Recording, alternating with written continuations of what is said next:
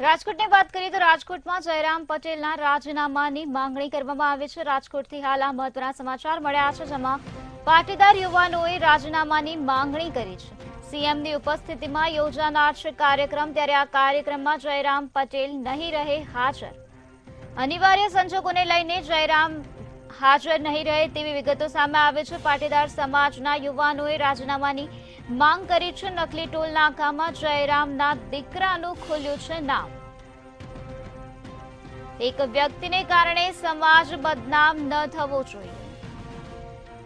રાજકોટમાં જયરામ પટેલના રાજીનામાની માંગણી કરવામાં આવી છે। પાટીદાર યુવાનોએ રાજીનામાની માંગણી કરી છે, જેમાં સીએમની ઉપસ્થિતિમાં કાર્યક્રમ યોજાનાર છે।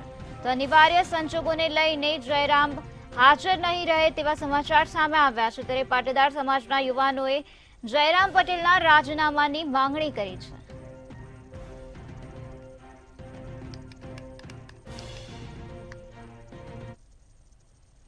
વાંકાનેર મોરબીના વગાસિયા નકલી ટોલ નાકાનો મામલો સામે આવ્યો હતો, ત્યારે આરોપી જયરામ પટેલના પુત્ર છોડાવવા પ્લાન આગોતરો તૈયાર કરવામાં આવી રહ્યો છે। ત્યારે આ વચ્ચે જયરામ પટેલના નજીક ગણાતા જગદીશ કોટડિયાનો ઓડિયો વાયરલ થયો છે, જેમાં સિદ્ધસર ઉમાધામના ઉપપ્રમુખ અને ભારત લાડાણી વચ્ચેની વાતચીત સામે આવી છે। આમાં અત્યારે જે આપણે કરીએ છીએ ને સમાજના વિભાજન તરફ આપણે જઈ રહ્યા છીએ। બરાબર, એ કેવી રીતે મેટરનો હું તમને કહું ને, આ પ્રકાશ પાડું ને, હું આ મેટરમાં હોઉં તો જ અંદર ડીપમાં ઉતરો તો જ વાત કરું। મને કયો તો ખબર પડે।